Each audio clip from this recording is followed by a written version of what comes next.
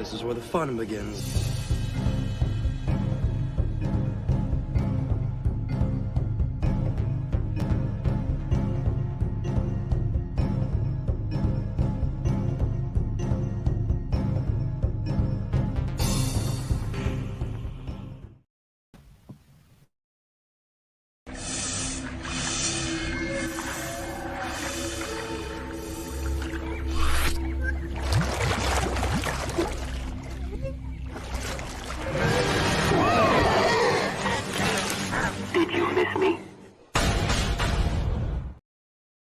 Good morning, everyone, and welcome to Thursday morning CAF Chat. And I'm so excited to be here with you. If you're catching on the replay, please hit the like button. Let me know you came in and leave comments in response to all the topics that we are going to discuss here today. And I do have a co-host, but he is lying kind of low here. And I have Darth Toby in my lap on a blanket. So my co-host here. And first of all, and I got a piece of fur flying around in front of me because I have them with me. First of all, what is in your mug? So what are you enjoying this morning? Of course, CAF coffee. So I am basically wearing my t-shirt and drinking from the mug here. So I'm representing my channel very, very well. So what are you enjoying this morning here? And good morning to every single one of you. I see you guys are all hopping on. Please like, share. And if you haven't already subscribed or become a member of the channel, that really helps support the channel and keeps everything going. I've been talking about my family, about the setup in this art studio of mine, my home art studio, on how it has turned into a mini production studio too for the channel. And so what I'm thinking about doing is going through some stuff, of course, going through my inventory and rearranging the room so I can have a specific corner, so I can have a green screen up and a private corner for the recordings, production of CAF Chat, and OG Star Wars channel in general. So that means finally getting that friggin' mic I've been wanting to get. Every single mic I've gotten, I just don't like the quality of it. Getting a green screen. So I want to get a podcast mic. So that's what I'm looking at, is a podcast mic. So yeah, so here I go. So I'm pushing forward on despite everything else that's going in my life. That's wonderful. I am having amazing opportunities within my own personal career or job. Yeah, so a lot of good things going on. So I'm going to go ahead and see who's in the chat. Say hello.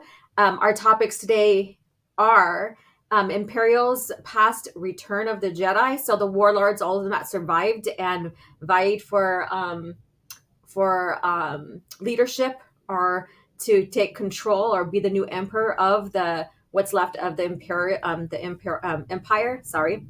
And then I also want to talk about Thrawn, because that's been a topic as of lately because of the Ahsoka show coming up. And so I want to talk about Thrawn versus Disney Thrawn, original Thrawn versus Disney Thrawn, what that means and what it doesn't mean. And when it comes to the Ahsoka show, what does that mean? So I want to discuss that as well. And on top of that, we're going to come into Cringe Factor, which is about orange lightsabers. So stay tuned for that as well. So thank you guys for all dropping in. Let's see here. And of course, I had some people hanging out beforehand. So we have Geldron, Jedi Outcast, KOTOR 1, 2, and SATOR, Star Wars, Galaxies, and a few others. I'm probably forgetting all the orange saber crystals a long time back that don't bother me as much as everything else. Yeah, but you'll see why we have orange lightsabers, because we're talking about that. It's something Filoni said, so we'll talk about that. So yeah, and I don't think any color lightsaber really bothered anybody when it came to the original lore. Oh, did you hear that? He heard something going on and now he's going to go investigate. Go see. Go on. Go see. And so I don't think any of us had a problem with that. It's just now what they are saying they're about are what they were about in the past. So stay tuned for that. You'll be like, what the hell? Where'd they get that from? Kind of deal. So stay tuned for that. And then Holocron Library Fox, what's up? Good morning, Alora. Hail the chat. And then good vibes. And then the Fracture Filter is here. Good morning and hail to the chat. Hope your meeting your mornings are going well. Yes, I had a nice productive morning. Of course, it's one of those mornings that I didn't feel like getting up right away. So I slept in a little bit, did my breakfast, grabbed my coffee, made sure everything that I wanted to discuss was lined up and ready to go. And I don't have a poll. I forgot to do the poll. Damn it. You know what? I don't have my poll up. I was going to ask you guys, what is your favorite color lightsabers with certain colors? And maybe I'll get that up here pretty soon. So a small, simple, fun vote, not no like, top, characters and kind of poll vote. I got to continue the Mandalorian one, which I have not forgot. So stay tuned for that. And then Crimson Mist is here. And so another channel member here. Hello.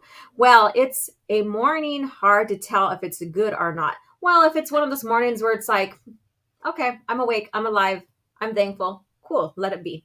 Let it be just that. Let it be that you just woke up and you're here, and that's what makes it good.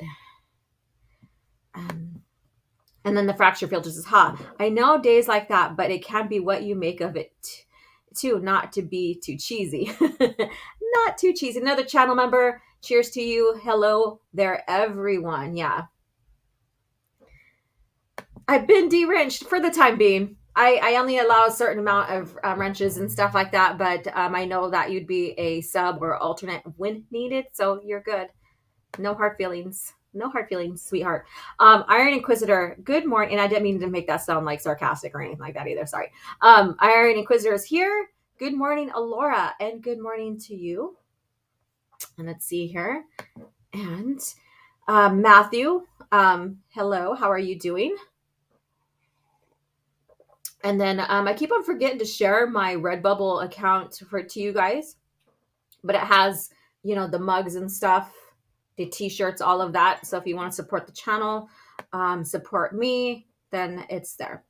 And then my art channel, or not my art channel, my website that has my gallery page, I'm switching over to a different server. So that's not up right now, although I do have prints for sale. So you could still ask me, DM me or whatever, like the size, what do I have left or whatever. Let's see. Kitty. Yep. And he's gone. He left me. He's like, bye. And then Quantum Cat. Hello. How are you doing? And we have 17 beautiful souls here. Hit that like button. Share out that we are live. Batsy is here. Good morning, Alora. Good morning, chat. Good morning to you. And then Sith Assassin Trela. I just love your name change. Man, Sith Assassin Trela. Hello and good morning to you. And let's see here. And coffee as always. Yes, cheers to that. This is the hope. Luke is the hope. I really liked how this turned out. The original painting I have to finish, but it's got a like deep blue kind of like to black background, like space. And then it's got the Star Wars galaxy. So that's the original painting. I have to finish it. So it takes a long time just to get all the little tiny details in there. And then also to give it a kind of a blurry looking look, I guess you could say, texture for a galaxy or whatever. So it takes time, and I haven't really picked it up and finished it yet. I don't know if it's put away in my folder or if it's down under there with the rest, some of their paintings that I'm doing. Let's see here. And let's see here. Hello, everyone. Hello, Red Hoodwinked. How are you doing? Thank you so much. I appreciate it. Well, I'm sticking to water. Apparently, coffee is harming my health for some reason. Okay. Well, listen to what you need. Listen to what you need. Consume what is making your life, enriching your life, and enriching your body, fueling your body, all of that. So do what you need to do. No judgment. Damn, that's not good. Yeah. And good morning, Alora. This is from Kenny Long. So done with Disney Star Wars. Not watching a season 3 of The Mandalorian, drinking my coffee. Yeah, that's the thing. So I've been browsing on Twitter, listening to people who review positive, negative. I wouldn't say positive. Okay. I'm going to take those words back. I am reviewing people who like and people who do not like, or has fallen off or doesn't agree with the direction the lore is going. So it's interesting to see the point of views. And I find it interesting that people who are switching their minds about the Mandalorian are saying, I don't know, I can't see why you don't like it kind of deal, and trying to gaslight people because they like it, or now they're finding liking it. Like, agree that maybe you can disagree and that you don't agree on the direction the lore is going with the other person or whatever. But know that there's probably a reason why they don't like it. Just like they probably know, or maybe they need to know why you may like it. I don't know.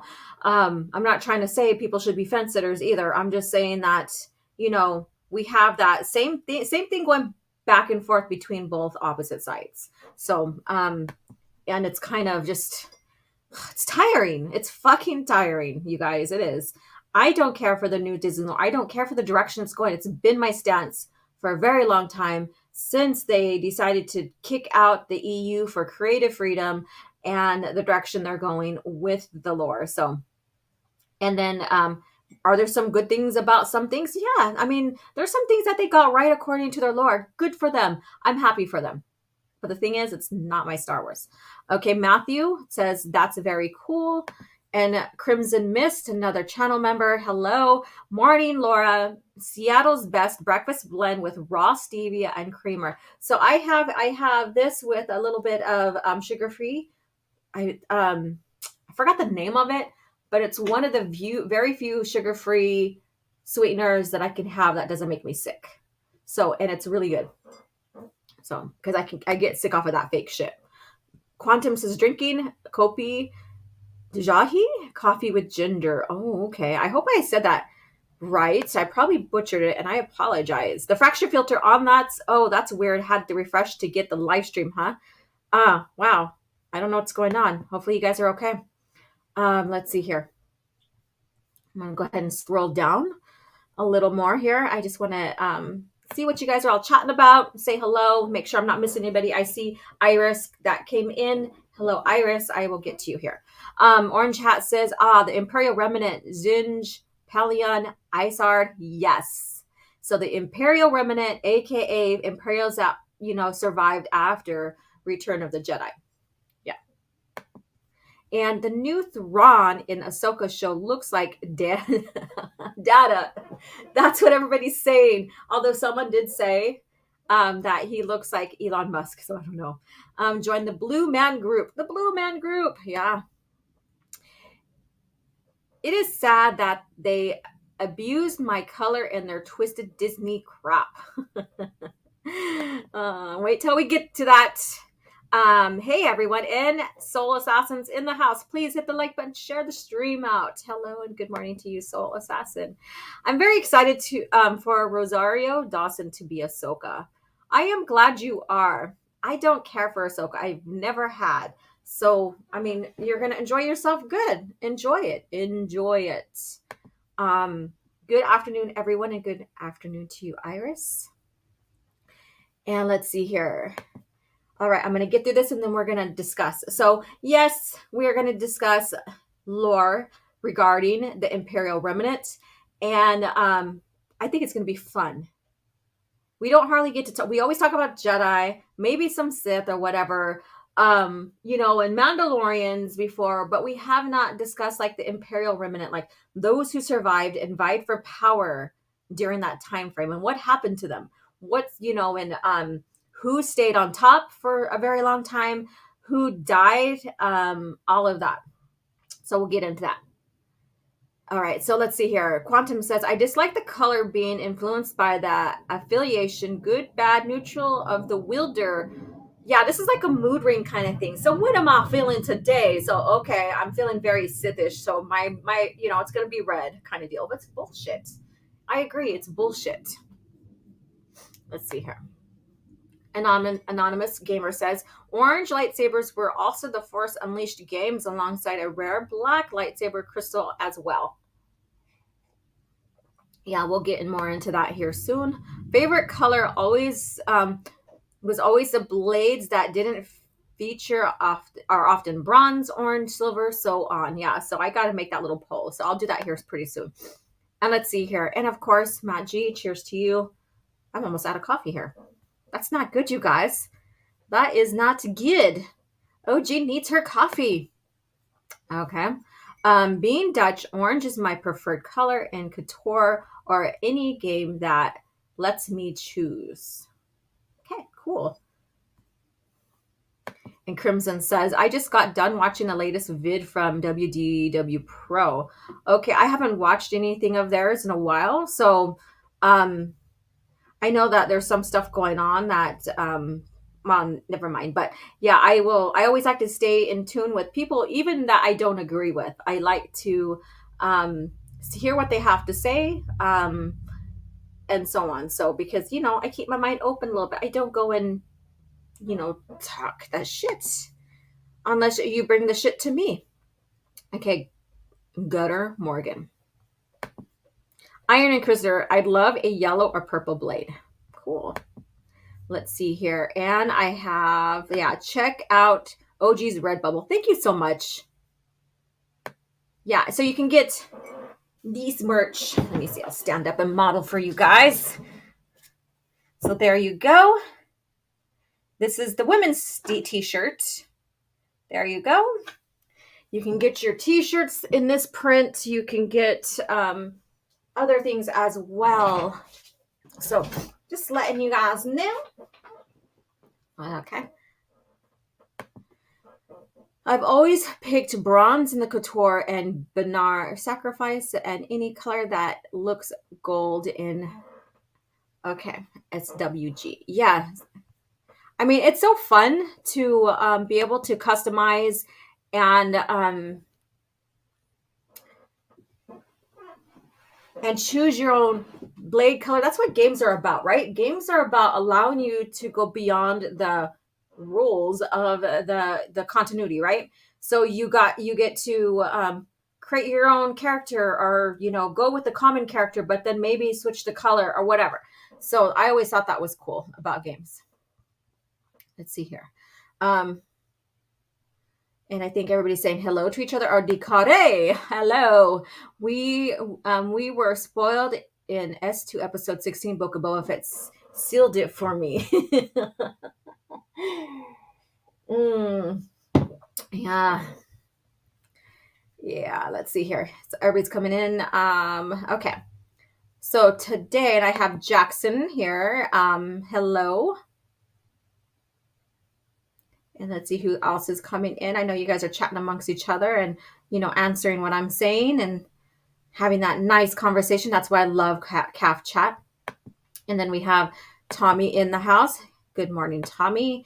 And his little critters, his little guinea pigs, leaving footprints all over the place. Darth Toby just took off, so that's probably why they scurried in. Darth Toby's eaten, I think, or whatever, but he left me. So he's gone. Yeah. So let's go ahead and I'm gonna go ahead and make your favorite color lightsaber. Let me go ahead and bring up my other screen. And let's see, what color should we do? That is the question. That is the question.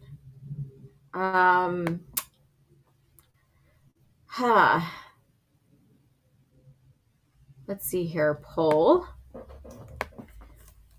What color lightsaber?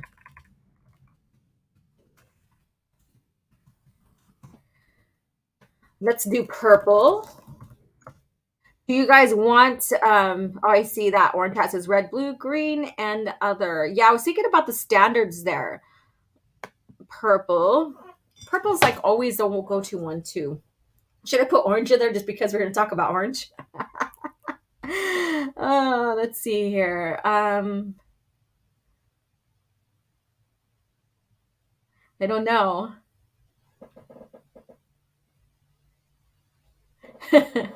Well, Sith Assassin, we have two other Jedis that have purple. There's a few other, but Mara Jade's one of them. So she has one of those hues or shades of purple. And then you have Jaina as well. Green blade with an electrum hilt. So that's what you prefer. I'm going to go ahead and do the other. Maybe I'll do another poll with some outstanding colors, but we'll do the standard here, and whatever makes it, we'll do another poll before we leave. And we'll add like bronze and yellow and white kind of deal to see what wins out of that. So the one that wins here, well, then before we, I'll run this for like 20 minutes. And then the one that wins here, then I'll do another poll with other colors besides the standard traditionals that we see on screen. Okay, so here you go. There we go. And there we have it. There we have it. Let's see here. Purple or for gray? No. Wait till you hear what is said in that Cringe Factor Soul Assassin. You are going to just be like, holy shit, what the hell?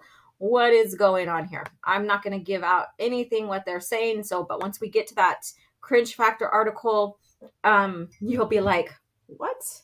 Yeah. So first of all, get in your votes. It is my time. So in 20 minutes, so by 9:41, I will switch the polls, and whoever wins will go on with like the color orange, silver, and yellow. So we'll do Sentinel, we'll do the silver, because I remember Corn Horn, I think he had silver, or maybe it was one of his ancestors, Nijan Halcyon, I forget. But yeah, so we'll go into a, other colors, lightsabers here. So get that vote in so that you can, we can move on. So I'm going to take one peek before I move on. So purple has 0, which I'm surprised. Red 40, green 40, and blue 20. And if you're popping in, please share and like. Let people know that we're live here. Have them come in and join the conversation here, especially if they want to learn more about the Imperial Remnant or, Imperials that survived after Return of the Jedi. So we're going to go into that here pretty soon. So get your votes in. Oh, purple got 8%. So purple now finally got a vote. So there you go. And so we're going to get into the Imperial Remnant here. So I'm still here. There you go. So we're going to get into this. And of course, Galad Pellaeon. So we all know who this guy is. And he is probably a lot of fans' favorites here. He will probably be, we did see you, if you do keep an eye on Mandalorian and what's going on in it, you may have seen that he made appearance there, or basically an old man with the name Galad Pellaeon. And I want to make it very clear, because I do want to talk about Thrawn as well as, get into our Cringe Factor. But when you see characters being inserted from the original EU into the Disney lore, their story, the events, everything that happened to them in the original EU, the original lore, is what makes the character and what makes us love them. But when they take this person and insert them inside the new lore they're building, they cease to exist to be as who we know them as. They are just in name only. So I want to make that clear with you guys. So when you've seen Pellaeon on that screen talking through the HoloNet in that meeting on the Mandalorian show, and of course, Thrawn was name dropped and all this other stuff, and they're talking with Moff Gideon. I did watch the scene. That's just a name only Pellaeon. In fact, he didn't look very stout. He didn't look strong. He didn't look confident, and his voice didn't sound confident. So to me, that didn't even sound like a Pellaeon that I know and got to know through reading the EU. So I'm not here to talk, like specifically about this. I want to talk about the real Galad Pellaeon, which is what we're going to do. And so, but my point is that it's just a name only. They cease to exist as we know them in the original lore. So don't be fooled. It's just member berries. It's just cherry picking. That's it. That's it. Yeah. And then Thrawn in name only. Yes, I agree. Thrawn in name only. The appearance of weak and frail at that. Yeah, it was very weak and frail. Well, I'll get more into that detail once we talk about Thrawn and talk about all that. So, but you guys do have some valid points here. I did an iconic rant, or at least iconic to some of my friends, about EU characters' names being stolen and put into the new canon a few years back. Yeah, and I since the beginning, I have been doing that. So a lot of us have been doing that, but a lot of people are like, I can't wait to see them on screen. It's not the same person. Like if they brought Mara Jade in, it's not the same person. Don't get excited about that, because everything that you knew her about, like what she was about, her character, her charisma, her personality, that's all results of all the events that she lived in her lifetime in the EU, in the original EU. It's not the same Mara Jade that, once they put her in the Disney canon, if they ever do. Not going to be the same person, only in name only. So, yeah, they do it for name recognition. It's all these companies like Disney know how to do. Yeah. Yep, exactly. And seeing all the EU being added to Disney lore just means Grizzy gonna be working overtime for his reaction videos. Yes, yes, exactly. And he has some very good, funny, videos about, the reaction. So let's go ahead and get into the first Imperial remnant, our survivor. And I was thinking about doing him last next to Thrawn, because Thrawn is last in the slideshow I'm doing here. But let's go ahead and begin with him, and then we end with Ron, and then move in between. I know there are probably a few that I've missed, but it would have made for a longer conversation. So I used some people that maybe some people didn't hear about, maybe some people know as well, and we could talk about them. So last night, I gave Soul Assassin, the teacher in me. It's like, Soul Assassin, give me a list so that I don't miss anybody, because I was doing my list too. We basically had the same amount of people, but and help me out, so me, the teacher, quizzing, wanting help, do your research kind of deal. I put Soul Assassin on the mission. So there we go. And so he helped me compile this list. He gave the idea too about talking about the survivors. And here we are. And I made the Imperial Remnant emblem here. I made it kind of look like worn out kind of deal because of the fact that we're now going into post Return of the Jedi era, where the Imperial, the Empire basically was destroyed, almost completely destroyed. And for like years after, for like 15 years after or so, or even less, the New Republic was doing cleanups of who was remaining, from the Empire. And he's confessing right here. And I use Wikipedia, laugh out loud. Exactly. Yeah. I was like, you cheater. But anyways, so we have Galad Pelion here. And everybody, he probably is, like I said, everybody's favorite. And let's see here. And what can I say about him other than his demeanor? Before I get into some of his characters here, I'm going to ask the chat, because, I love asking you guys, what do you love about Galad Pelion? What is your favorite maybe moment, or maybe his characteristic that you like about Pelion?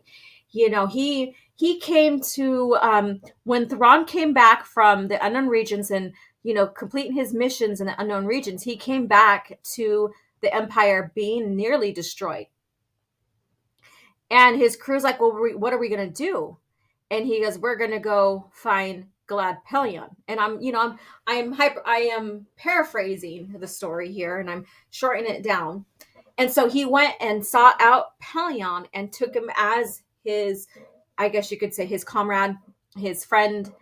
I wouldn't say apprentice, but basically his understudy. And the reason why he did that is because he had noticed Pelion after, like during the Battle of Endor, and Pelion, he's in the Chimera, and he realized after seeing Vader's ship being destroyed and crashing into the Death Star and the chaos that ensued from the Emperor's death, he basically took command of the Chimera and regrouped what he could of the Empire, at least the faction that he had with him. And because he reorganized and that he really took respectful control of the Chimera, that caught Thrawn's eye. And that's why he sought him out. So then he went and sought him out. They became, I guess you could say, partners in crime, I guess you could say. And, and then we have Thrawn now commanding, the Chimera. So that's their story together, in short. The anonymous, who is Galad Pelion? I've just started to read through most of the old EU books, particularly the post-Return of the Jedi books. Galad Pelion is basically, he was the commander of the Chimera. He was at Battle of Endor. This is the guy right here. And you will read about him. If you haven't read Heir to the Empire, then you probably wouldn't know. So I'm guessing you haven't. And he is the second in command of the Chimera. A very compelling character. He lives well out throughout the lore, and passes away 41. I think it's 41 ABY. And so I highly recommend to look into this character. I think you will like him. So, and there you go. And then Fabe, hello. The most important Imperial, correct. Thrawn, second in command, correct.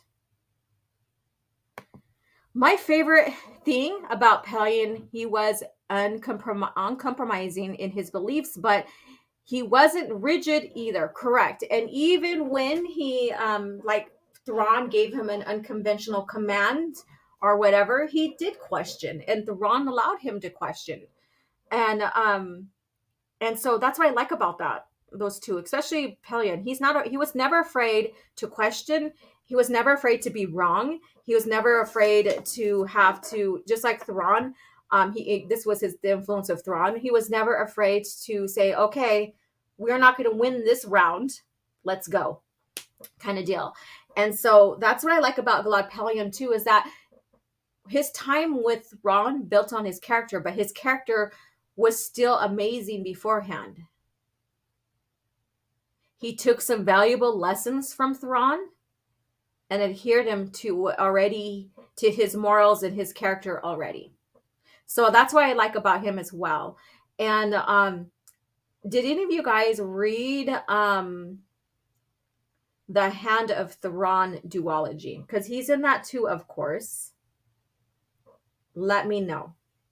Before I move on to the next Imperial, let me know. So, if you read that one, let's see here. And so like I said, he passed away in 41 ABY. And let's see here. And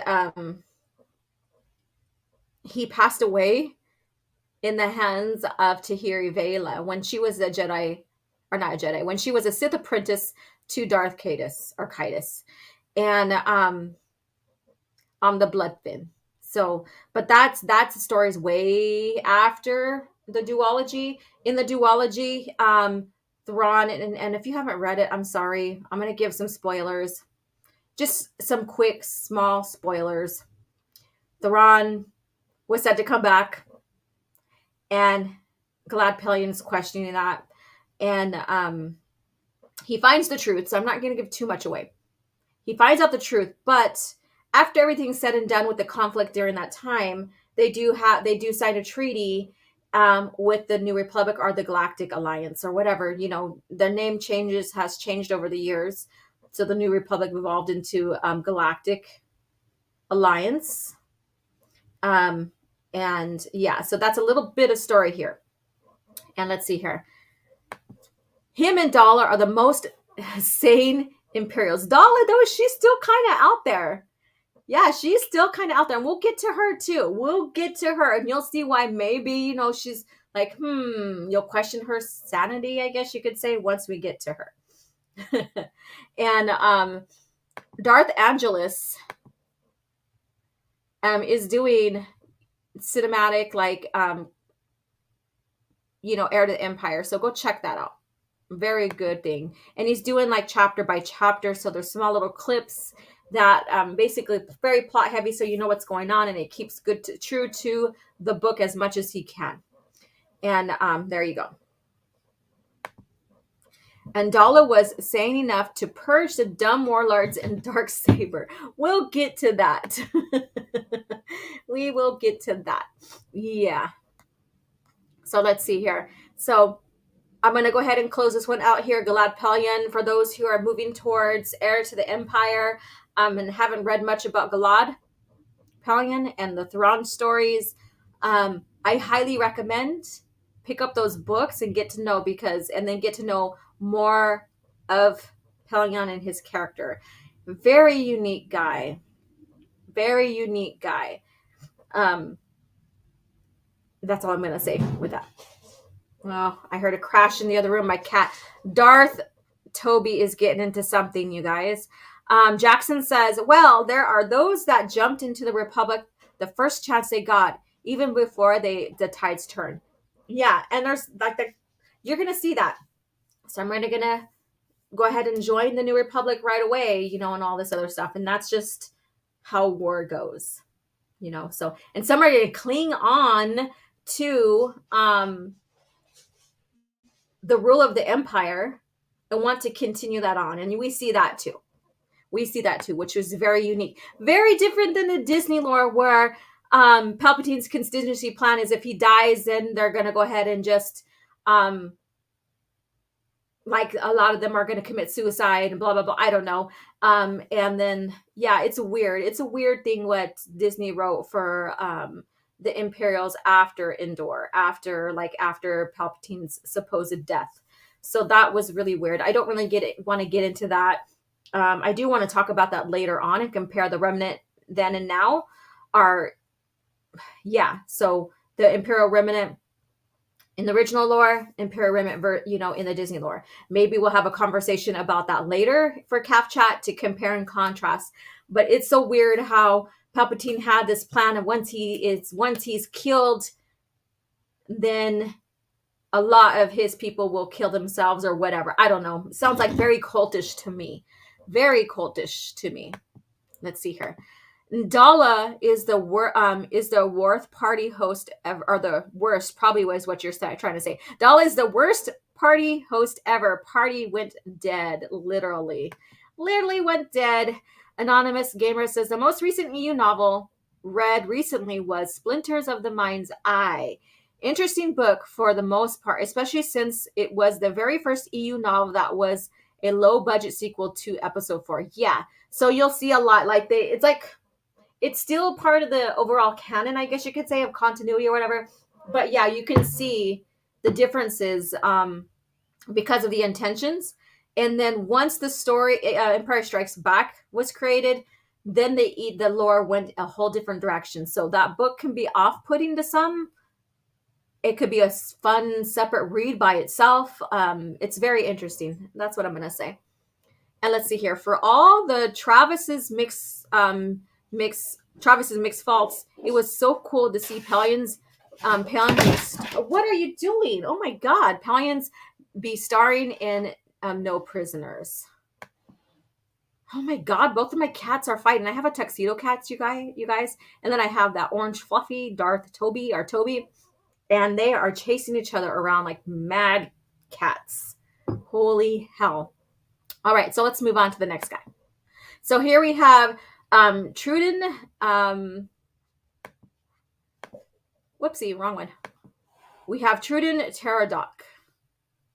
So I don't know if you guys are familiar with this character here. So I'm going to give a little bit of history from him.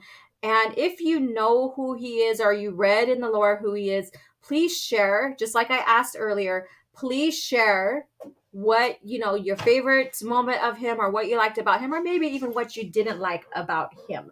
So yeah, cat fight. There's a cat fight going on. They came in and was hissing at each other. Holy hell.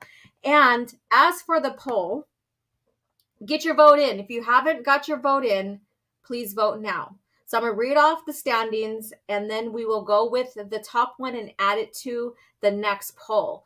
Okay, what color lightsaber? Purple is at 13, red is at 39, green at 30, and blue at 17.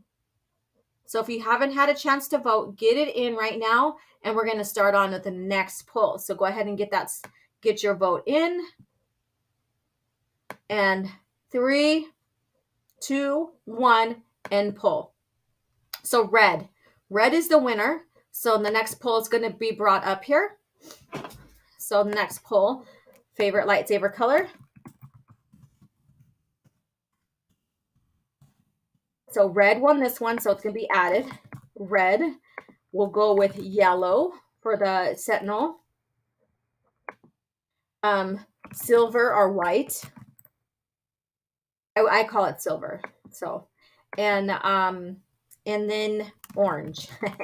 We'll have the orange since that's going to be the topic. Silver, I also call it white. So that's that one color. So here we go. So here's the next one here. Red, yellow, silver, orange. And that we'll be doing that for 20 minutes. So at 10, it'll conclude. So get your vote in. Get your vote in. All right, so let's get into Truton. Hopefully I say his name right. Some of these names in Star Wars, if I haven't heard them been pronounced on the Audible, then I don't know how to pronounce them. So, yeah. And so, that's all there is to that. Pterodot. So looks like he made Vader mad. He made Freckle mad, but yeah, we can call her Vader. Splinter and Stars N are good starts. Just don't forget Shadows of the Empire before you go to ABY books. Yeah. Shadow of the Empire is a good read. And then you get to see how Luke made his lightsaber. You get to read about it, basically. We'll get to the full picture here. This was the only images of some characters that I got. And that's why I'm sharing this right here. So those who don't know what this picture is about, we'll get to that here pretty soon. Chat be full of Sith, right? All you guys, all my Sith brother and sisters here. Look at that. So I'll let you guys know who he is, since most of you guys don't know. Why is Disney using names from all the non-existent source material? What's up, Joji and chat? And what's up, Justin, Star Wars Marvel purist? How are you doing? I don't know. They're dangling member berries so that they can get us EU people excited, I guess, but I'm not. And then I don't know who he is. Okay. So we'll get into that right now. So we'll get into a little bit of it right now. He basically a human warlord that came to power after the Galactic Empire collapsed. He was an officer of the Imperial Navy who established himself after the Battle of Endor. So he's one of the warlords that said, okay, he had the machinations. So see, he went forth and took advantage of the situation and established himself. And after the Empire Palpatine's death at Endor, the Empire became directionless, which we already know about. And Palpatine was a great, one of them that I'm gonna have to make a clip of it from Heir to the Empire and share what Palpatine was saying about after the death of Palpatine at the Battle of Endor and how the Empire started falling apart, especially at the battle and stuff. So he claimed dominion over the greater Maldrod. Hopefully I'm saying that right. A region of territory surrounding his headquarters on Centrus and the Melrod sector. Maldrod, where he had been stationed. And then from there, From there, he had border skirmishes with Zinj, of course, because they sometimes, of course, everybody's trying to vie for power, right? And checked on expansions by the New Republic. So basically, sometimes they united, sometimes they didn't. Sometimes one wanted more control than the other. But one of their commonalities, I guess you can say, is the New Republic, which kept him occupied. So which kept Pterodot occupied over the next several years. And the New Republic expansion into the Empire left the warlord isolated. For a brief time, Pterodot provided assistance to the former steward of the Empire, Isani Isard. So we will talk about her soon. Following her downfall, Pterodot eventually combined his mid-rim holdings with the deep core territory ruled by his brother, Kosh, into what they called the Federate Pterodot Union. So there's a little information about him here. And basically, we know his death and death by asphyxiation of gas.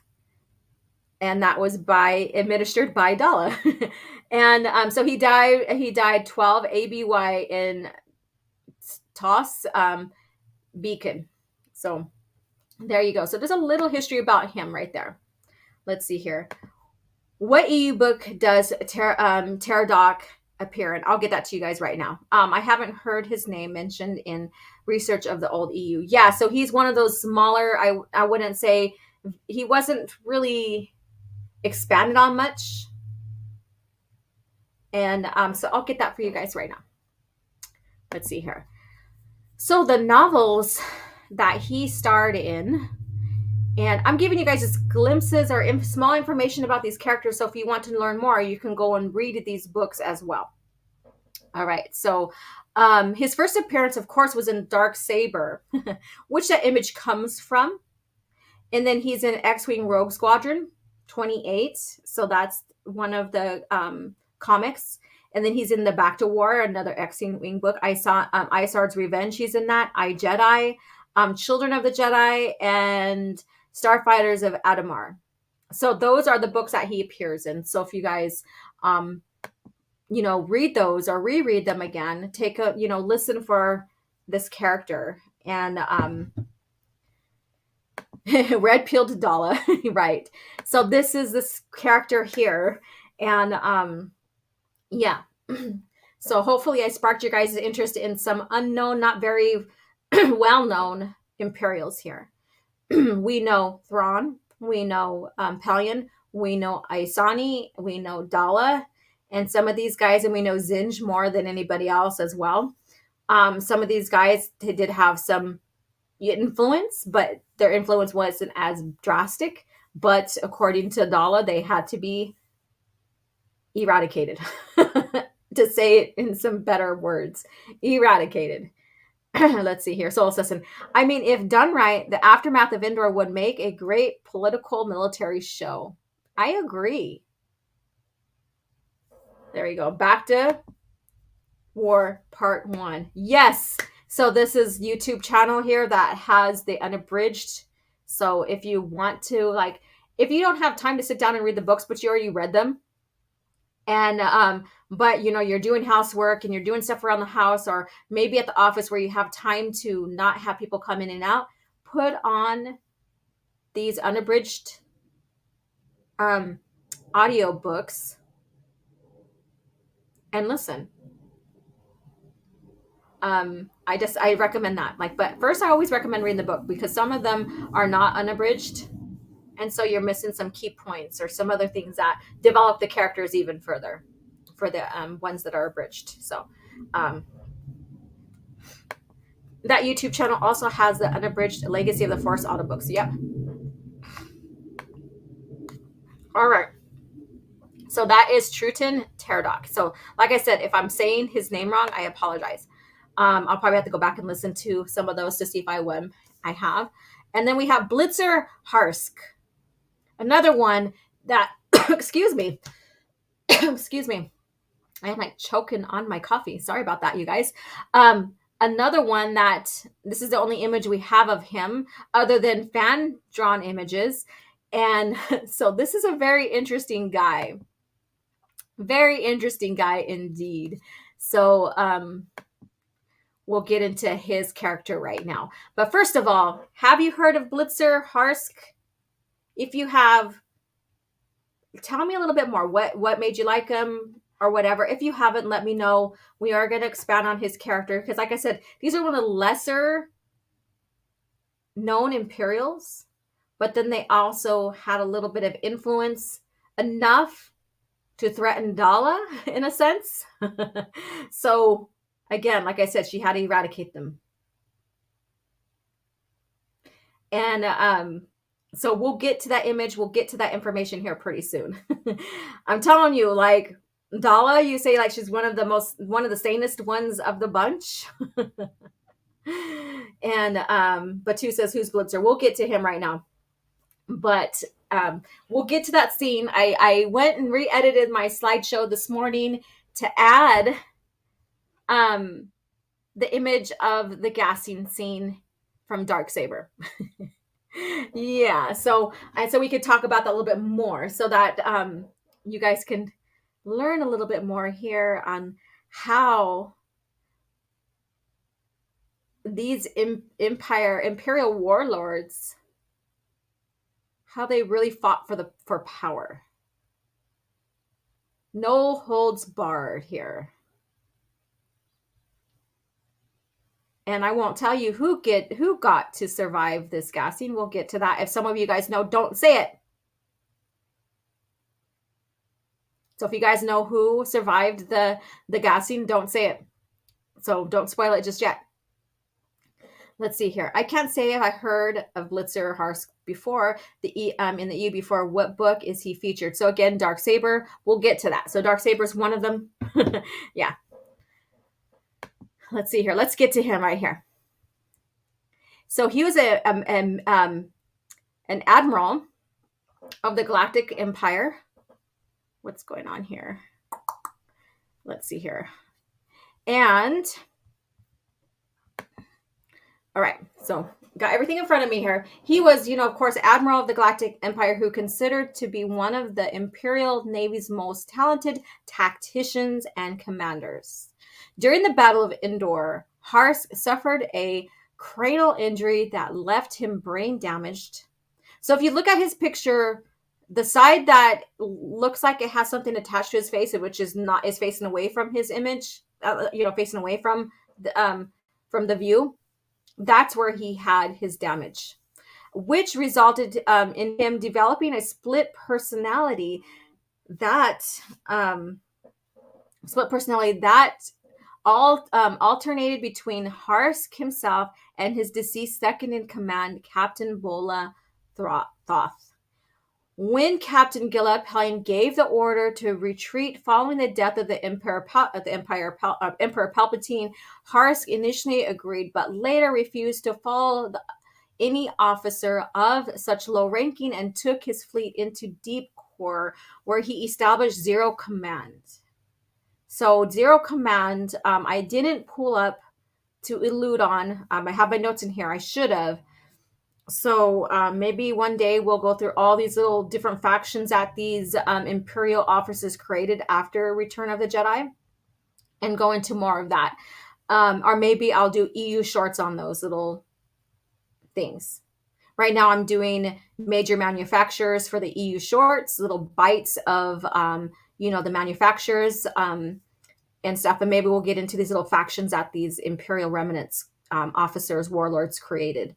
The first breakaway warlord kingdom of the Empire. So that's what that was. It's Zero Command. The first breakaway warlord kingdom of the Empire. Styling himself Lord High Admiral, Harsk carved out a territory for himself in the Deep Core and Core worlds. The warlord broke from many of his contemporaries in keeping watch on events outside his fiefdom, forging relations with Sat Prestige, Isani Isard, and many disaffected Imperials seeking new alliances. So again, he died 12 ABY due to, Dala eradicating some of these imperial um, Imperials. So that's just a little history about him. So again, he was in Darksaber. I will let you know. Let me go ahead and pull that up and let you know what other stories he was in, so that you can get an idea of what books to look out for.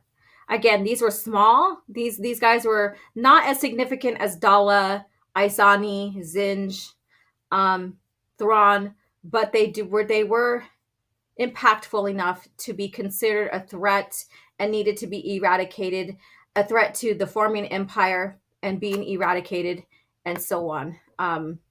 Let's see here. And I'm trying to get to the books. Okay, so again, common, just same common information like the other one. So we have Rogue Squadron Comic 28, where he was mentioned. The Bad Batch, geez, fucking shit. The Back to War, and Isani's Isar's Revenge. So these were he was mentioned as Harsk. So look these up. He was mentioned as Harsk, not Blitzer.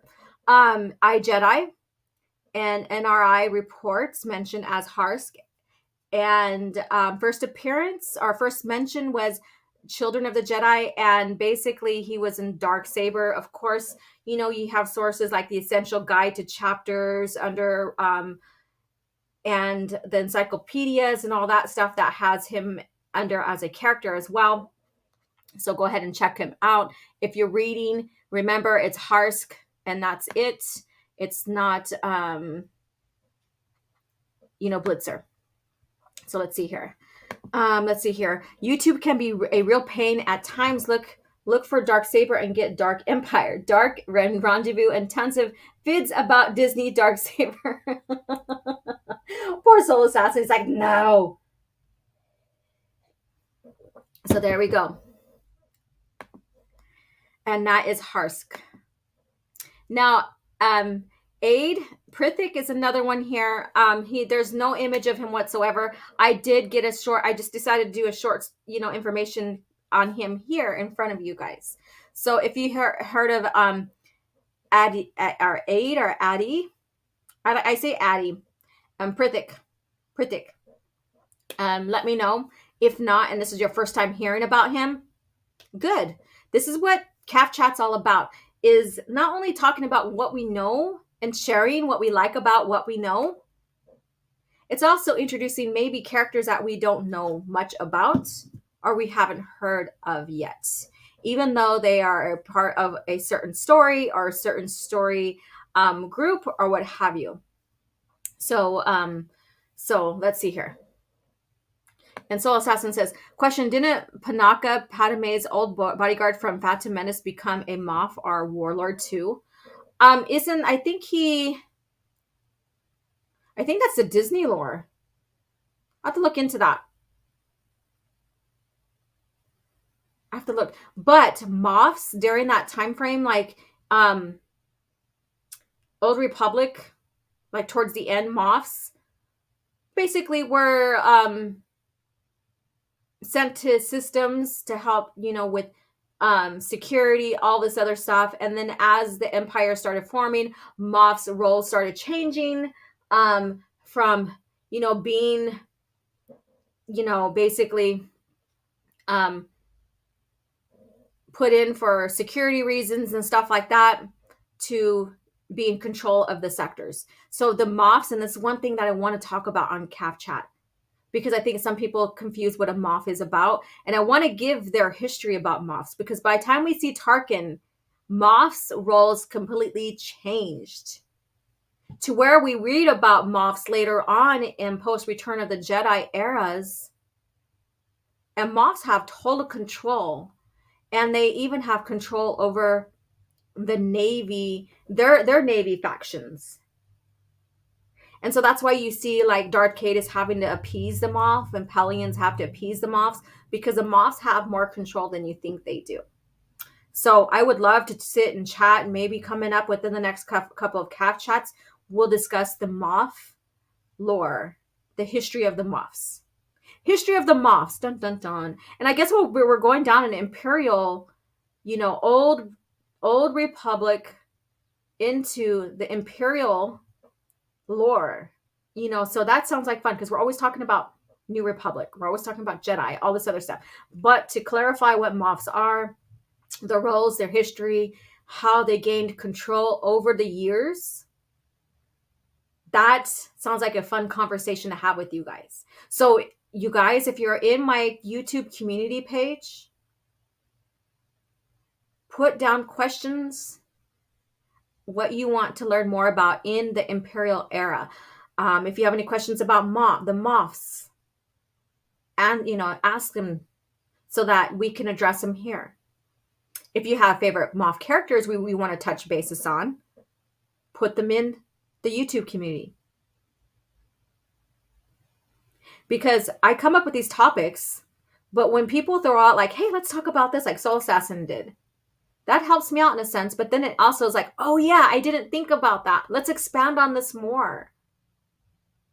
Because that's what CAF Chat's about. It's about getting together as a community, talking about Star Wars, whether mostly about original Star Wars. And of course, the Cringe Factor allows us to kind of go past that and stuff like that. But in general, it creates a greater conversation for us to all chat about, learn, grow with each other, nerd out about all of that. So feel free to follow me on my YouTube community page on Twitter. And again, anything about the Empire, pre-Empire, that under Palpatine that you want to talk about, have questions about, the Moths, what have you, let me know. Because I want to make this a community thing. That's what CAF Chat's all about, is the community coming together, discussing Star Wars with a cup of coffee, right? I know it sounds cheesy, but hey, that's just me. Because if I can get this out in front of you and we can chat, have a good discussion, it keeps the original true Star Wars in front of everybody. Let's see here. And see, that's one thing I didn't know. I know that they had him join in the Disney. I just haven't explored it anymore. So yes, Captain Karsh Panaka joined the Empire and became an Imperial Moth in his home sector of Naboo. Okay, that makes sense. And like I said, that what he did was secure. He came in as a security role. So Moths, like I said, during that time, they are in control of their navy that is stationed there, and all that other stuff. So we'll get more into it. We'll get more into it when we talk about Moths. So I knew that happened with the Disney.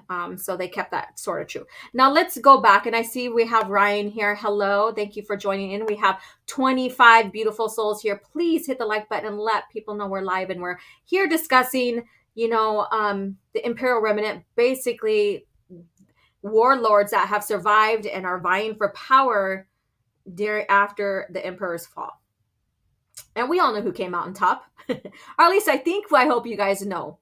So we have here Ade Pratik, human male admiral serving in the Navy of the Galactic Empire. In 4 ABY, Pratik was one of the Imperial officers who survived the Imperial defeat of the Battle of Endor, being the ranking admiral following the Imperial's death. Squadron withdrawal to the planet Anaj.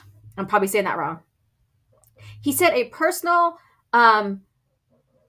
communique to Governor Wilk Nerus of Bakura, informing him of the destruction of the second Death Star and the death of the Emperor Palpatine and the Sith Lord Darth Vader at Endor. So basically, this goes back to Truce of Bakura. So if you guys are wondering.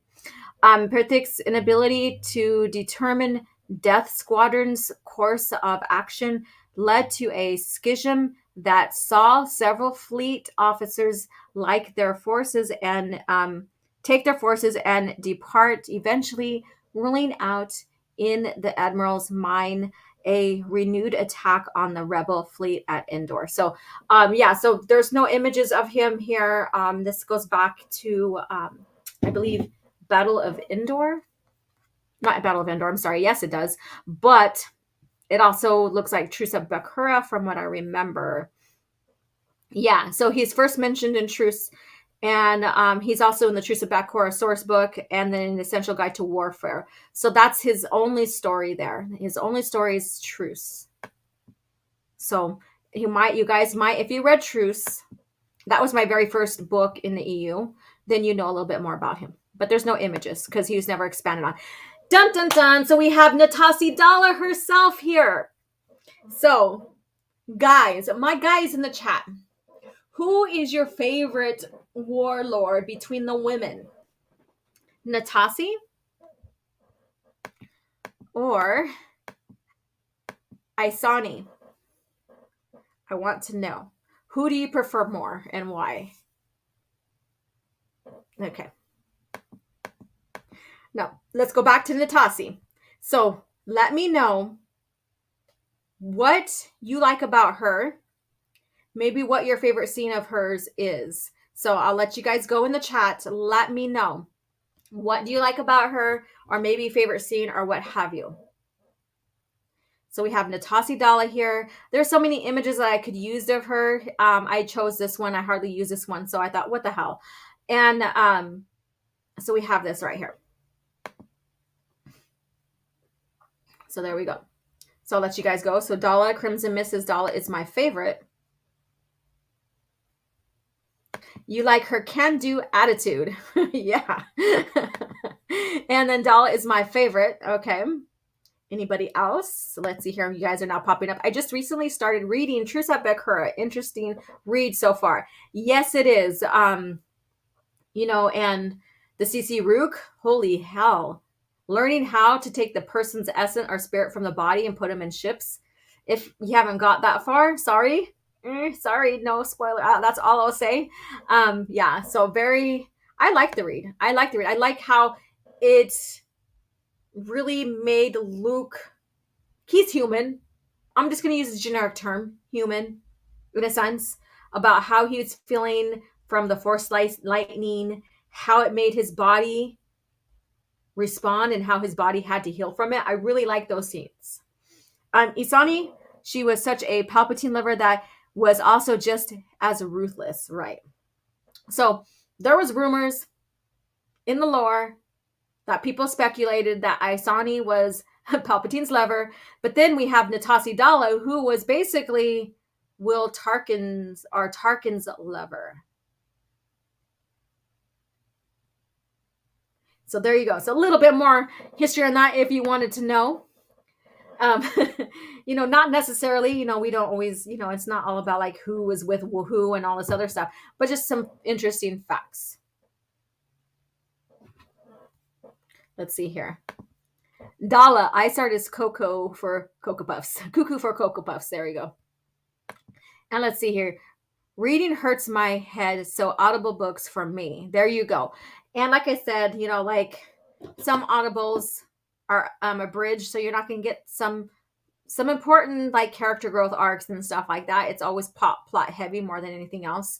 So if you can, I always recommend to read. But like if you're like Soul Assassin, you're like I just can't read, then you know, get to the audiobooks and check them out. But it's always good to read. Dalla, at least she was willing to talk it out before hostilities opened. And I got to check the poll here. Granted, unless she got her way, they always failed, but points out effort. Somehow I knew Isard wouldn't last. Yeah.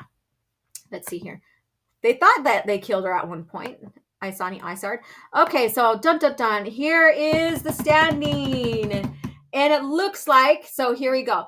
Red is at 40, yellow at 10, silver, white is at 20, and orange is at 30. So red it is, you guys. Red wins both polls.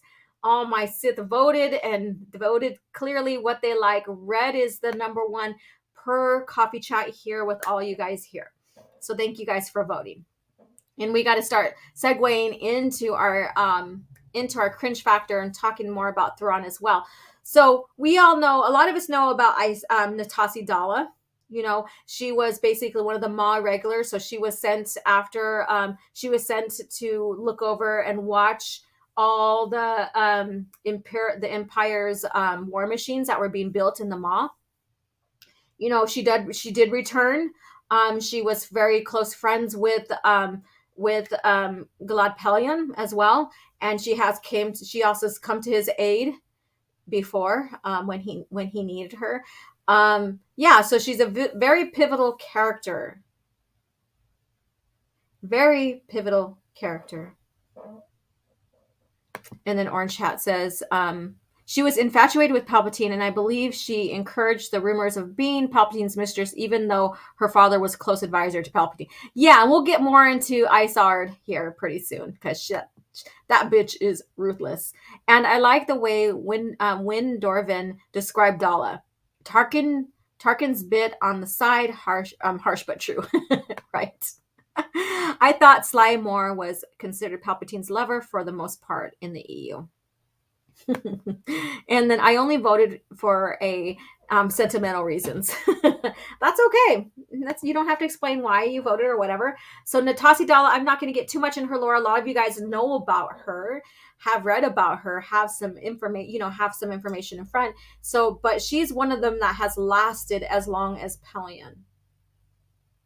In fact, when we get to Fate of the Jedi, I think she's still alive. I don't think we have a death for her. I really don't think we have a death for her. Yeah. So she's one of those everlasting characters, I guess you can say. She's even worked alongside Boba Fett, and she's hired him many times. She also hired Boba Fett and his and the Mandalorians to take over the Jedi Temple at one point. I mean, this woman is crazy. Let's see here. So much that the Imperial warlords that were causing more harm to the Imperial remnant than good. She brought them in for a meeting, and then she eradicated them. And the guy back here that's putting on a mask, that is Pelion. So he survived that. He had enough brains and stuff to survive that. And this is Darksaber right here.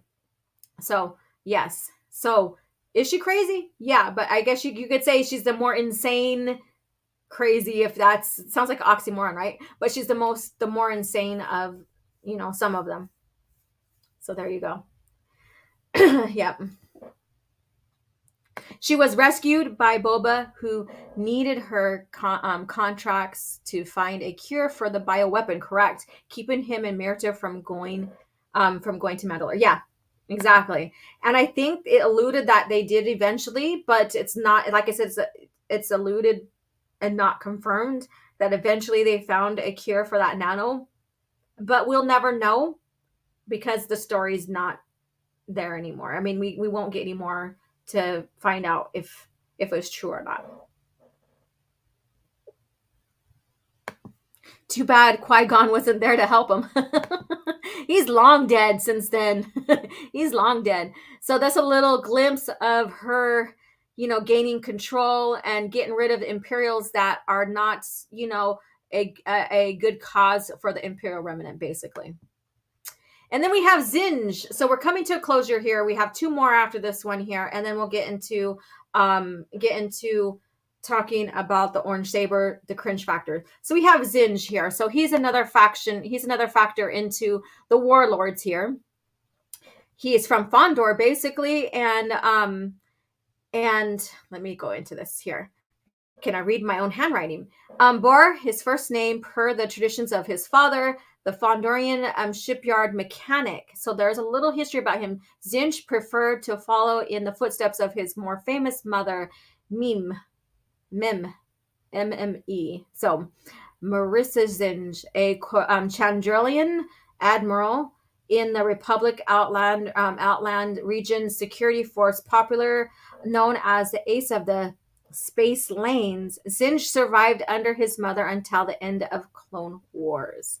So Zinj died at 8 ABY over Dathomir. So the book that he died in was Courtship of Princess Leia. And many know him. He's popped up here and there throughout the lore. And I'll go ahead and just pull up the novels and comics that he's in for you guys so that those who don't know will know. He's like one of those fat little bastards, right? I said it. Sorry. If it's going to, hopefully that doesn't hurt my channel after I said that. Let's see here. Let me pull up the book so that you guys know. And then share with me what you liked about him. Any stories that you, or anything that you can relate to or not relate to, but liked about him as a character. So he's in Rogue Squadron, basically throughout the whole series.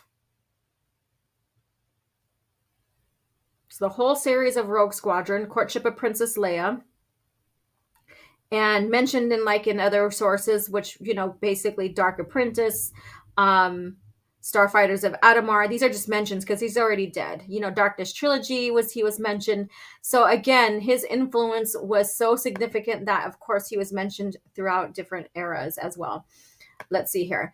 Zinj looks like he belongs to the cover of Pizza Box. Zinj Pizza. Wow. And let's see here. The last word Zinj heard before his death: kiss my Wookiee, correct? You are right, sir. Kiss my Wookiee. And fun, you mentioned Courtship of Princess Leia. It was next to my reading list after Truce. Awesome. There you go. So you'll hear more about him, Zinj, Courtship of Princess Leia. But he also was in basically the X-Wing series. So if you have time to pick that up before you read Courtship of Princess Leia, I highly recommend to do that, because Courtship of Princess Leia is after. But if you read that before, fine, you'll just get his death. But you'll get more story about him and his influence in the X-Wing series as well. So let's go ahead and move on. I'm trying to speed this up because I have an appointment at 11:30, which is only, 10 minutes away from where I live. So no worries. So we have the one, the only, Isani Icehard. Or Ice Heart. So I probably don't need to go into too much details about her. She's one of those characters that you've heard of, know of, even if you read a little bit, or even if you didn't read much. So with that being said, what do you like about this character? What is your favorite story of her? She has her major roles are in the X-Wing series. She is a ruthless son of a gun. And fun fact about her is, for her to gain power, she basically turned her father in as a Rebel Alliance sympathizer and got him killed. And from there, made her way up. Crazy, huh? Crazy story. And she also hunted down Mara Jade at one point, the Emperor's hand, after the death of the Emperor. And of course, she captured and tortured Corran Horn, and her torture devices, man, they are friggin' crazy. So let me know, you guys, in the chat, what you like about this character, or what are your favorite stories or instances about her. Let's see here. Rereading the X-Wing series now. Awesome. What book are you on? And then we have this here, Courtship of Princess Leia, part 1/4. There you go. Yeah, so thank you so much, Soul Assassin, for providing links to these books so that people can listen to. So I don't think my StreamYard end takes a couple seconds. Let's see. I didn't ask for Orange Lightsabers. I'm so sorry about that. So here we go. Isani Icehard. Badass character. I know some guys crushed over her. And but she's crazy. Crazy bitch. So there we go. And let's see here. And then I'm going to skip him. We're going to go to Thrawn. And then we're going to go into Cringe Factor. Just started Wedge's Gamble. Nice. So we're going to skip him. And we're going to come into Mitharon Nurodo.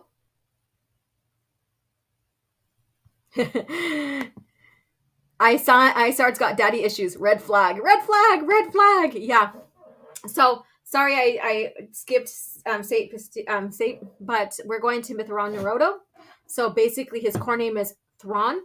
And you know, he was brought in by, of course, Timothy Zahn. He comes from the Thrawn trilogy that used to be called the Empire trilogy.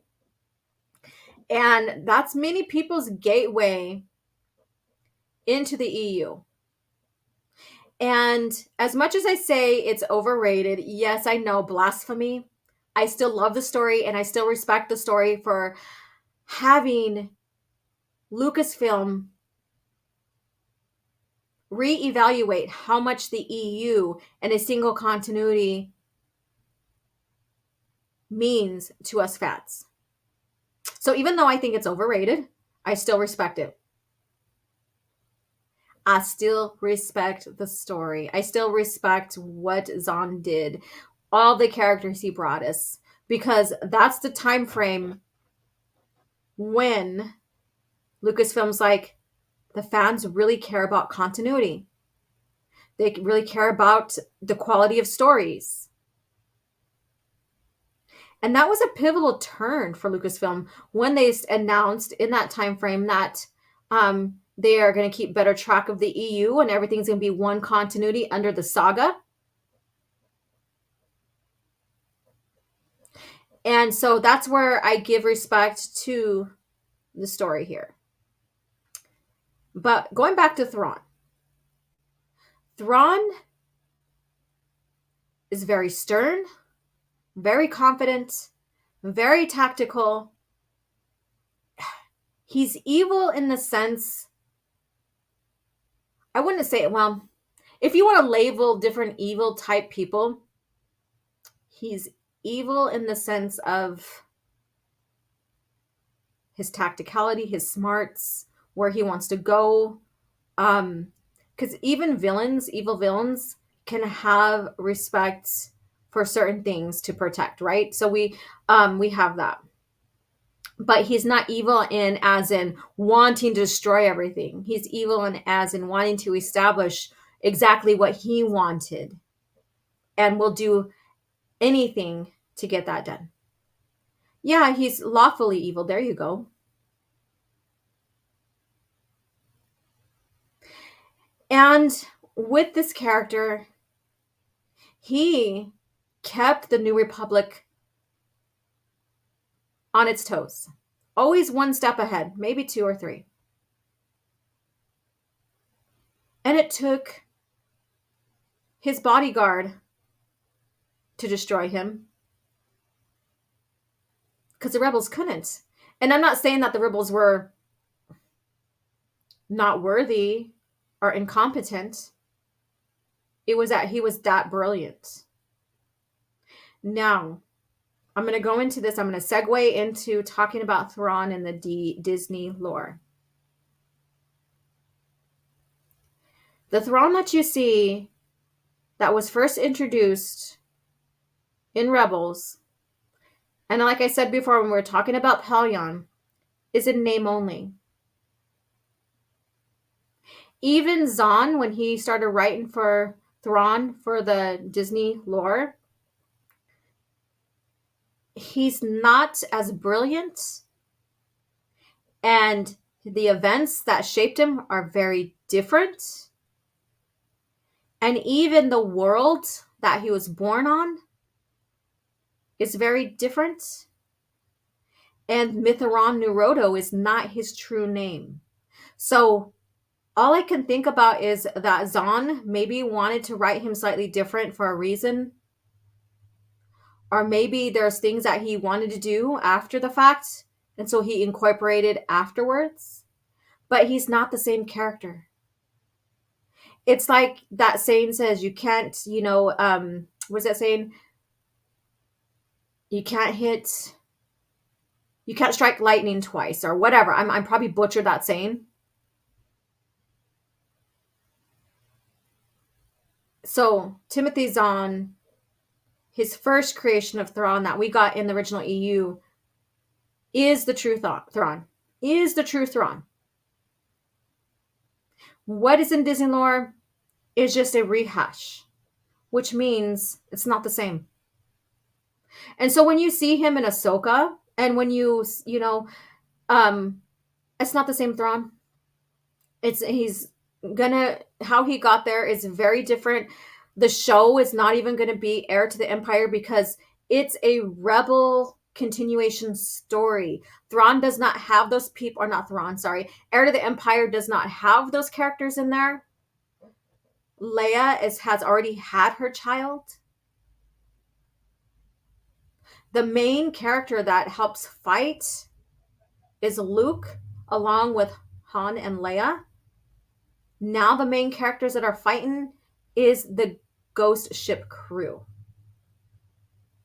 And they're looking, Ezra, they have been looking for Thrawn and Ezra, so now everything's catching up. It's not the same story, so don't be confused. Just because you see a blue man and maybe Pallion doesn't mean that it's Heir to the Empire. The story is completely different. Just because you see these dark Jedi or whatever they are, doesn't mean it's Heir to the Empire. Nothing. There's no way they can adapt the story into the lore that Disney created. The lore is so completely different. So with that being said, tell me what you like about Thrawn, your favorite moment or whatever. So I expect, since he's a very known popular character, I expect a lot of you guys to comment. And then after you comment and I go through them, we're going to segue into Cringe Factor, and then we're going to conclude from there. So please don't be confused with the callback of Ahsoka saying as heir to the Empire when she's talking about Thrawn. That's just a dangling member berries referring back to the beloved story that started the EU off. I wouldn't say it didn't start the EU off because there was books that happened way before, but started the EU in its way of continuity and polished out the EU as one single history under Star Wars. So it began that trend because Lucasfilm was like seeing how much the fans responded to liking coherent stories in a single timeline. So please share what you like about Thrawn, whether it's a story bit, whether it's his character arc or whatever. And I expect a lot of you guys to respond or answer that. And I agree, it's insulting. It is. It's insulting. Holocron says, lightning never strikes twice. There we go. The same spot. Forget that analogy. It happens in nature all the time. Well, especially when you have rods and stuff, I'd use something like the kaleidoscope never produces the same pattern twice. There you go. And I knew what you meant when you said that. And let's see here. People went crazy because that name dropped Heir to the Empire in the trailer. Yes, but that's it. That's all it was. That's all it was just a member berry name drop to where Thrawn originally originated from. The story, the lore, none of that can even be put into an Heir to the Empire adaptation because those characters were never in the story. The lore would never happen the way that it's happening in Disney Star Wars. Let me see here. Disney Thrawn is a vampire. He has Dracula music theme. He's an Anzati. I didn't know that. That they had that kind of music for him. He respects the warrior path. There we go. So you guys, please tell me what you like about Thrawn, like the original Thrawn. We're not talking about Disney Thrawn. I don't expect you guys to answer what you like about him. Splinter of the Mind's Eye was the first EU novel, followed by the Han Solo Adventures by Brian Daley. Cool. And Lando Calrissian trilogy in the 1980s. Amazing. Awesome. I love to hear that. And hello, Scimitar. How you doing? Scimitar is in the house. Bateau says, Thrawn in the last command, ironic end. With Sabaoth's destruction loud and painfully long, did come Thrawn's own quick and quiet, and just to see his master plan fall apart. It's like, like when he said, he's like, so artistically done. His last words, so artistically done. And Rook, I think that's not, was it Rook is his guard? He can't be in the story. He was killed off. He was killed off in Rebels. And says, just in time, I meant to add. Yep, Scimitar got a nice little greeting here. Scimitar's in the house. There you go. Let's see here. And so artistically done. And that lends back to his characteristic of him studying the art of different species to get into their psychology. And and as an artist, I'm like, whoa, that's friggin' crazy. Because I never thought about looking at,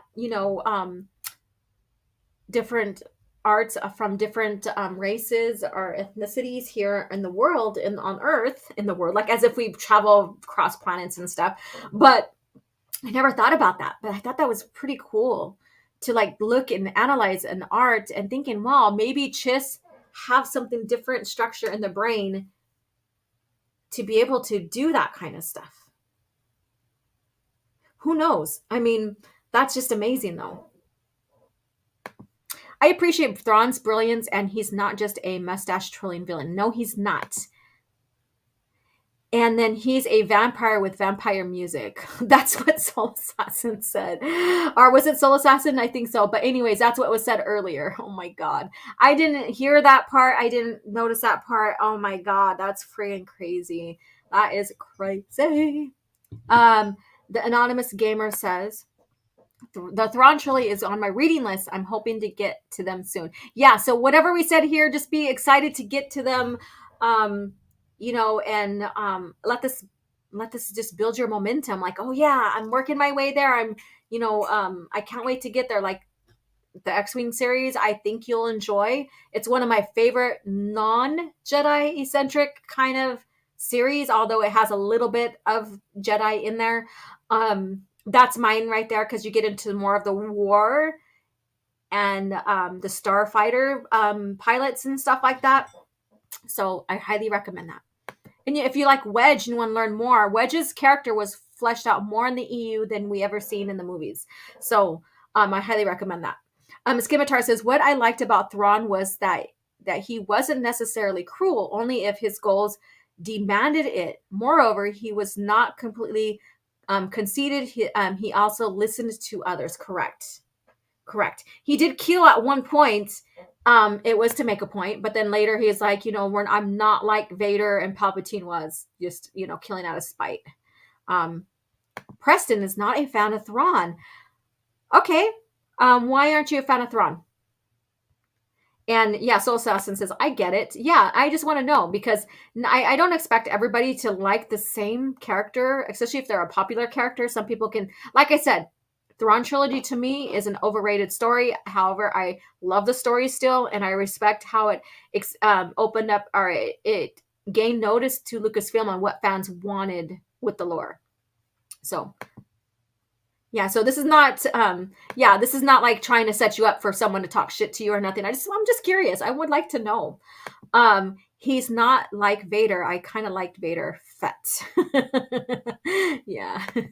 Let's see here. Thrawn was a good tactician. It's cool witnessing Palion's character arc all the way through the Thrawn duology based off the teachings experience from Thrawn. Correct.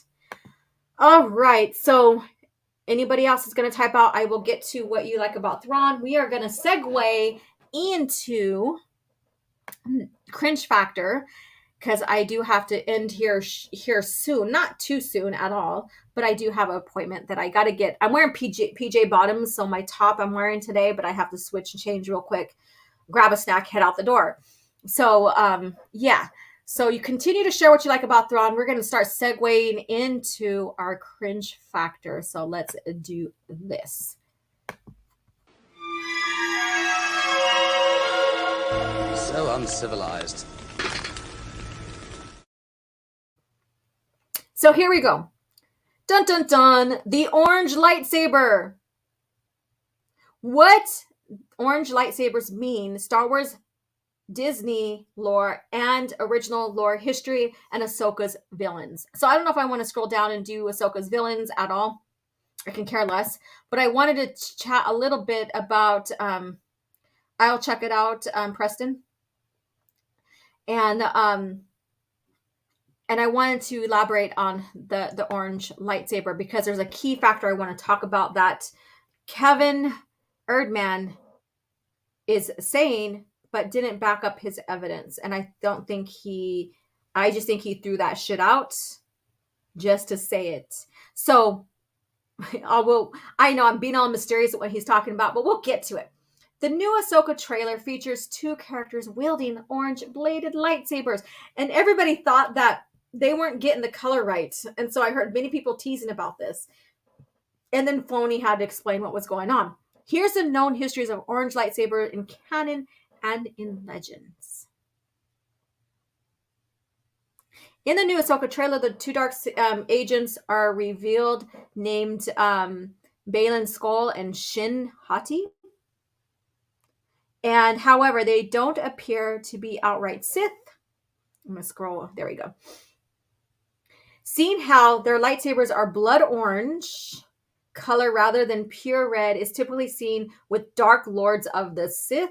There may be more than meets the eye when it comes to Baylan and Shin, especially considering the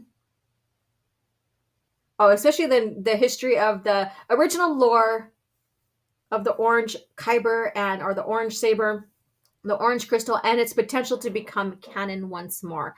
Well, it's not canon. Canon is already Disney, and I hate these ads. Let me scroll out of this a little tiny bit. The current Star Wars lore under Disney.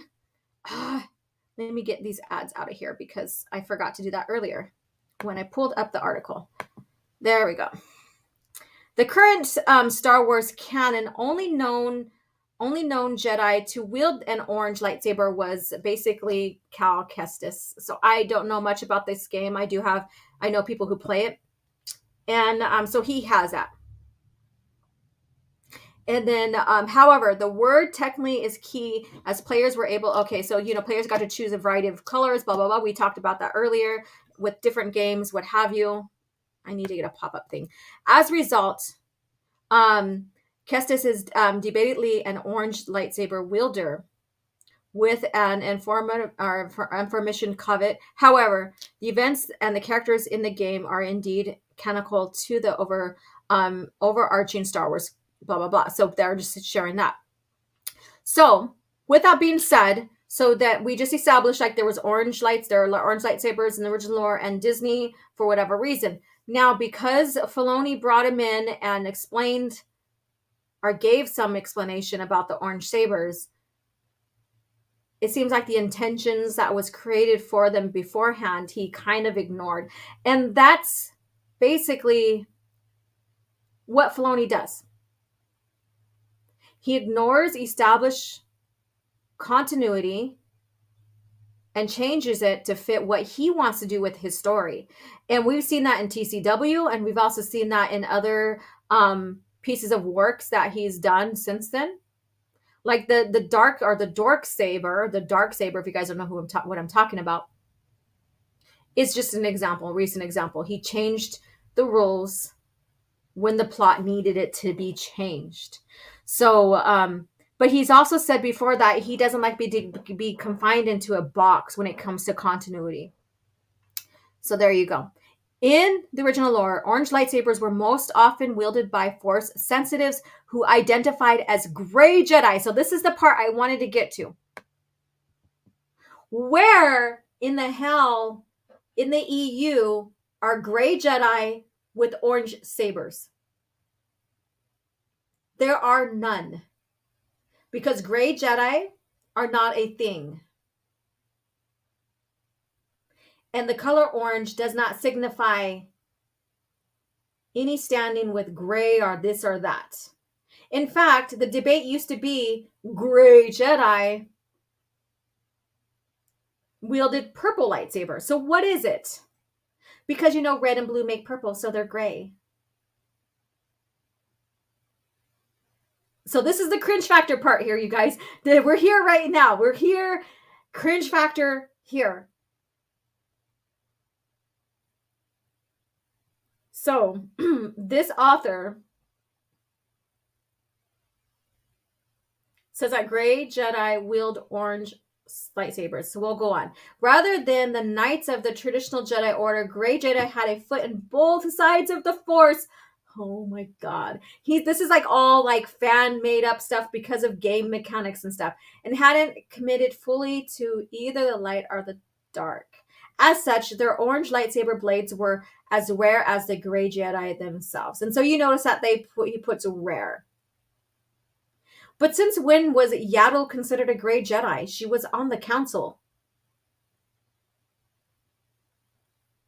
The only time that gray Jedi is ever mentioned was when a Jedi did not obey the council and did things on their own. One example, because I forget what comic it was, but I think it was I think it might have been in a Republic comic or somewhere around that timeline, where someone mentions that Qui-Gon is a gray Jedi because he doesn't listen to the council. So gray Jedi, if you're going to say, oh, well, if you want to say it canon-wise, was just an attitude of a person. But then you could say everybody who disagrees with something that the council is implementing is a gray Jedi, because there are always going to be disagreements.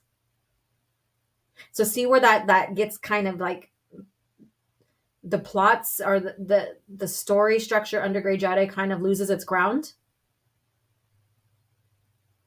Representing their middle ground approach to understanding the wielding the Force existing between red of the Sith and yellow often by the guards and the scholars of the Jedi Temple. Oh my God. So there you go.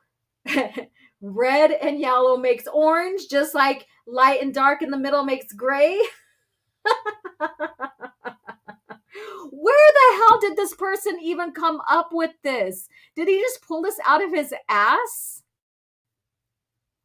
Holy shit. This is Kevin, like Erdman. Kevin, I knew his first name. I wanted to get his last name. But yeah, did he pull this out of his ass? Yaddle's not a gray Jedi. Plo Koon did have an orange saber at one time. He was never a gray Jedi. Yes, he had training from his, what was it, the antique monks? Not the antique monks, the Baron Doe sages. He did have that because his family has been a part of that society. But he's not a gray Jedi. At one time, he had an orange saber. The movie, by the time we see him in the movies, his saber is blue, I believe. Yeah. So I'm going to see what you guys have to say. This is the cringe factor part. Let's see here. The only gray Jedi I've ever heard of was Qui-Gon and Jolie Bindo from KOTOR. Even Krayla from KOTOR 2 was excessively gray at times. She wasn't, there's no such thing as gray or in between. She hated the Force. If she could, she would kill the Force. That's not gray. Qui-Gon, like I said, they said he was quote unquote gray because he didn't. And Jolie still attained, he still was within the light. Yes, just like everything else. So I don't know what that was. There's also Shadow Academy doctrine, but that was based on lies and manipulation. Yeah, so we're not going to go with the lies and manipulations and stuff, because there's a bunch of stuff like that where the old Bindu monks after Filoni considered gray are just neutral. I don't know, but we're not talking about rebels. Qui-Gon wasn't Qui-Gon wasn't a renegade soul assassin. He simply, let's see here. He was kind of a renegade when it came to some of his theories and stuff like that. So they used to fight over a helmet. Now it's a sword. Let's see. They pulled it out of their art class and tried to mix it into Star Wars lore. I would say one thing: anything is better than the Rey Improv yellow lightsaber. Yeah, I'm sure there are all kinds of things in Filoni's ass he's not ashamed to pull out and use them without cleaning them. Oh my god, that's so gross. That's what I say. Qui-Gon may have been defiant, but he also followed the will of the Force, just like Saba and others after the. And the thing is that Qui-Gon still followed the light side. He was very much light side. Very much light side. All of them were. About Filoni pulling things out of his ass. By this time, lightsaber crystals were rare, and only blue and green colors could be found. Other colors are made not found. Correct. So that's the cringe factor there. So I'm going to read a little bit more into that, and then we'll start concluding here. So it's a small article. I wanted just to get to that point. I didn't really get into much of what Filoni stated. I believe he stated that they're basically dark Jedi, and that's why they have orange, I guess. So we'll go on here. However, there were also a handful of Jedi who initially had orange lightsabers as well. Jedi Master Plo Koon of the Jedi Council had an orange lightsaber in the original comics with the dark, in Dark Hyperspace War before transitioning it to yellow as seen in various games, and then to blue in Star Wars Episode 2. Let's see here. And then furthermore, Jedi Master Yoda also wielded an orange blade in original lore, though the new Star Wars in Disney Star Wars replaced it with the green blade seen in Tales of the Jedi. The original lore character Kyle Katarn also had an orange saber for a brief period of time. And that's the thing. It doesn't mean you're gray. Being conflicted and not getting full training, and then so being conflict between light and dark doesn't mean you're gray. It just means that you need your training, dude. It just means you succumbed to the dark side and then you came back out from it, which Luke shared that that's possible.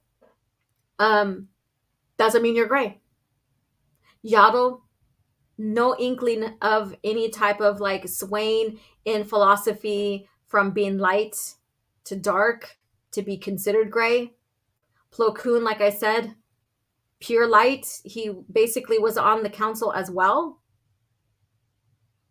So all they did was like took the story of when purple was used as an example of gray, of blue and red make purple, so they have to be gray. Now he's like yellow and red make purple, yellow and red make orange.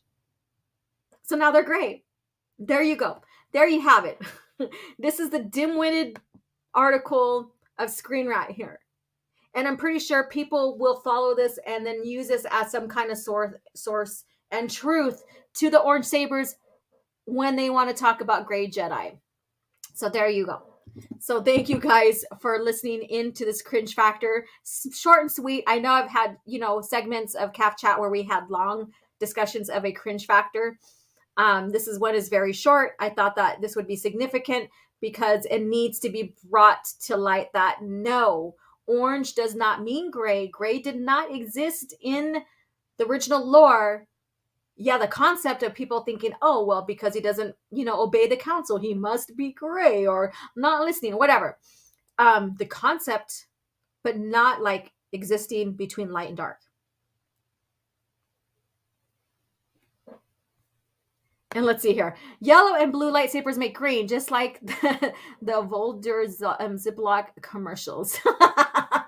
There you go. Oh, my God.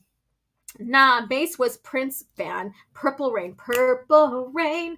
Purple Rain. Yep.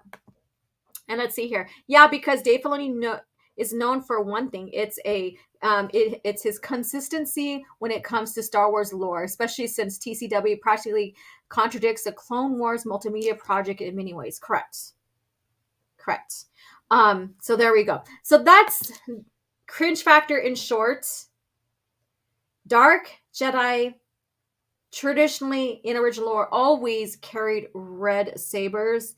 There are some circumstances, just like with Exar Kun, he never wielded a red saber. He kept his blue. There are circumstances, right? There are circumstances, but the only reason why Sith loved red sabers was it distinguished them from the Jedi. That's all. That's it. It wasn't because it was a mood ring and it turned red or they bled the crystals. It was synthetic, and most synthetics will turn red. Although Luke's green saber, it did turn green when he made it. Yeah, so there's that lore there. Lightsabers aren't color coded in a sense of mood rings. Like you have dark intentions, the lightsaber turns red. And if you're in between, it turns orange or purple or whatever. No. Not really.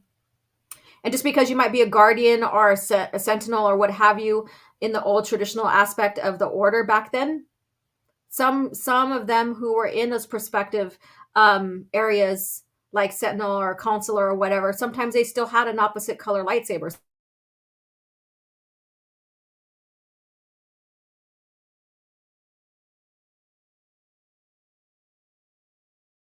Oh my, there you go.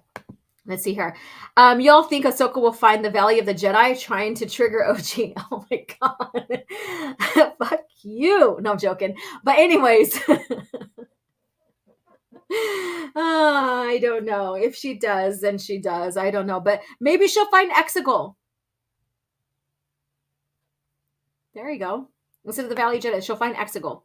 Are people claiming they were gray but not? I don't know for sure.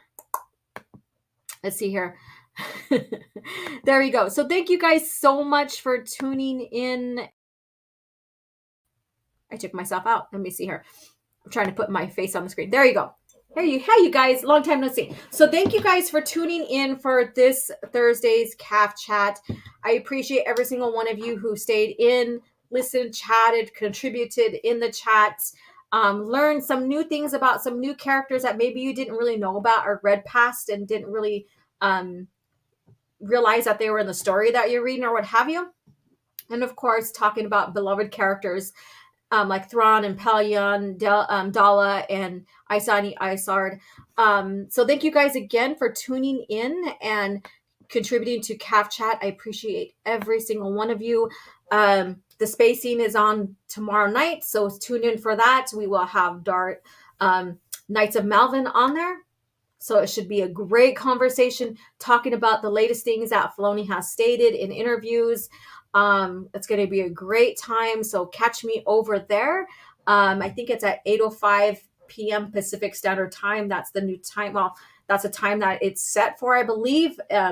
If not, I apologize for giving the wrong time. Yeah, so catch me there. And then I will be coming out with a new EU lore short of the major manufacturers. So stay tuned for that. Maybe it'll be something that you recommended to me in my YouTube community or on my YouTube channel, or not my YouTube channel, my Twitter. So stay tuned for that. I thought it would be fun to expand on manufacturers of the Star Wars lore universe. So stay tuned for that. And as well, you guys have a great day. And may the Force be with you.